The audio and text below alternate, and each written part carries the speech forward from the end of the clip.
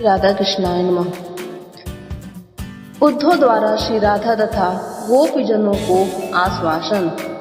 श्री नारद जी कहते, राजन, श्री राधा ने पत्र लेकर उसे अपने मस्तक पर रखा, फिर नेत्रों और छाती से लगाया। तदंतर उसे पढ़कर श्री कृष्ण के चरणारविंदों का स्मरण करके अत्यंत प्रेमातुर हो नेत्रों से अश्रुधारा बहाती हुई वे उद्धव के सामने ही मूर्छा की पराकाष्ठा को पहुंच गई। तब सखियों ने उनके ऊपर केसर, अगुर और चंदन से मिश्रित जल तथा पुष्प रस छिड़क कर चंवर डुलाना आरंभ किया। इससे पुनः उनकी चेतना लौटी। कमलोचना श्री राधा को वियोग दुख के सागर में डूबी हुई देख उद्धव तथा गोपियां नेत्रों से अविरल अश्रुधारा बहाने लगी। जब उन सब अश्रुओं के प्रभाव से तत्काल वृंदावन में कल्हार पुष्पों से सुशोभित लीला सरोवर प्रकट हो गया। हे नरेश्वर, जो मनुष्य उस सरोवर का दर्शन, उसके जल का पान तथा उसमें भली भांति स्नान करके इस कथा को सुनता है, वह कर्मों के बंधन से मुक्त हो श्री कृष्ण को प्राप्त कर लेता है। तदंतर उद्धव के मुख से श्री कृष्ण के पुनरागमन का समाचार सुनकर वे सब गोपांगनाएं महात्मा गोविंद का संपूर्ण कुशल पूर्व मंगल पूछने लगी। श्री राधा बोली, हे उद्धव, वह समय कब आएगा जब मैं घन के श्याम वल वाले आनंद प्रद श्री ब्रजराज नंदन का दर्शन करूंगी।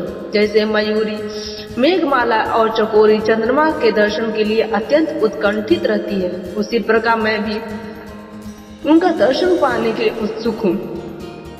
किस कुसुमय में मेरा उनसे वियोग हुआ, जिससे इस पृथ्वी पर एक एक क्षण मेरे लिए एक कल्प के समान हो गया है।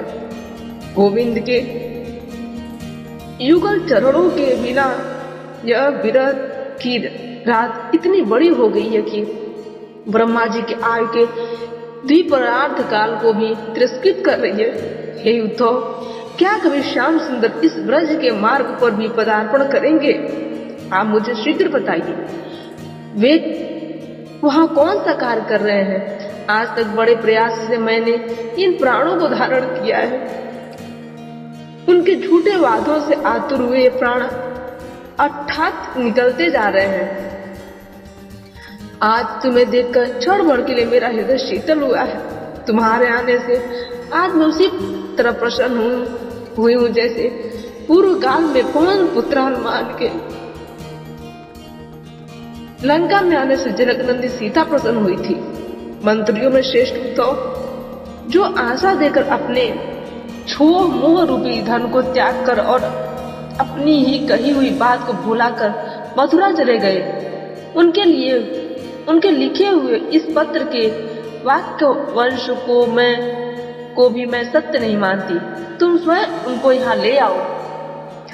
उद्धव बोले, हे राधे, मैं मथुरापुरी लौटकर आपके इस महान विरह जनित दुख को उन्हें सुनाऊंगा और अपने आंसुओं के जल से उनके चरण पखारूंगा। जैसे भी होगा श्री हरि को मथुरापुरी में लेकर पुनः यहाँ आऊंगा। यह बात मैं आपके चरणों की शपथ खाकर कहता हूँ। अतः अब आप शोक न करें। नारद जी कहते, राजन, तदंतर प्रसन्न हुई श्री राधा ने रास रंग स्थल में चंद्रमा द्वारा दी गई 2 सुंदर चंद्रकांत मणियां श्याम सुंदर को देने के लिए उद्धव के हाथ में दी।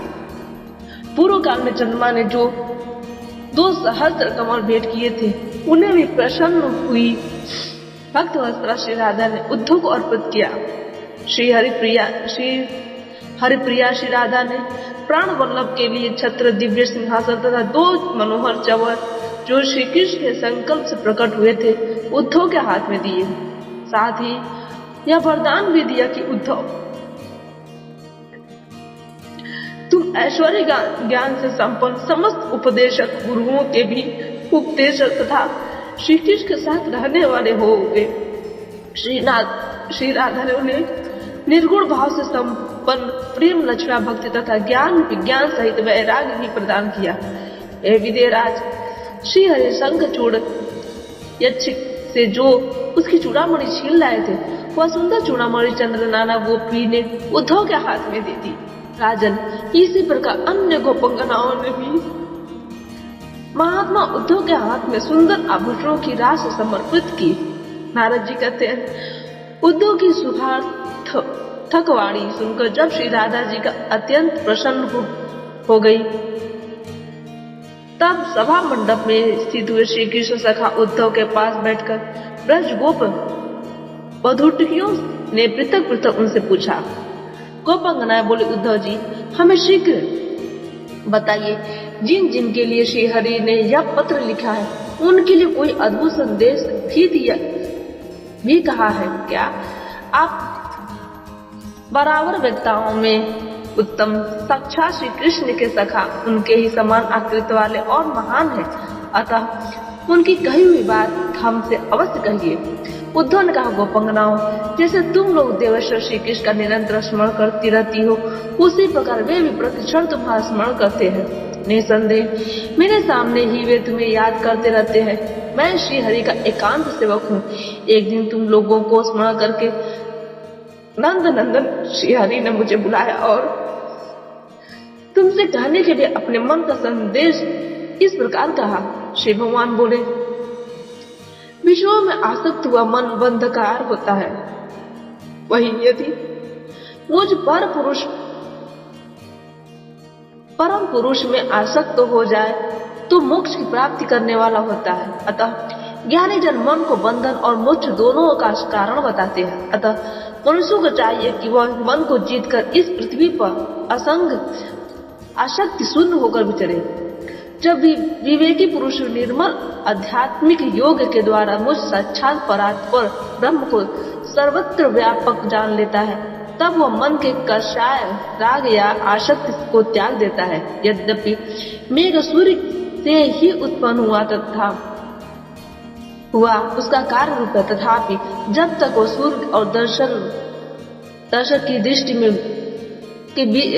के बीच में स्थित है, तब तक दृष्टि सूर्य को नहीं देख पाती।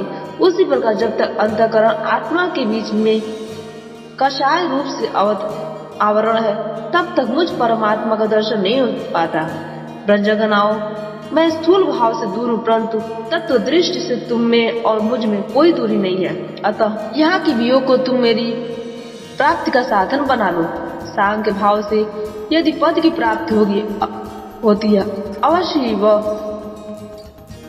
भाव योग साधना या वियोग की अनुभूति में विशोधता प्राप्त हो जाता है। आज की कथा यहीं पर समाप्त होती है।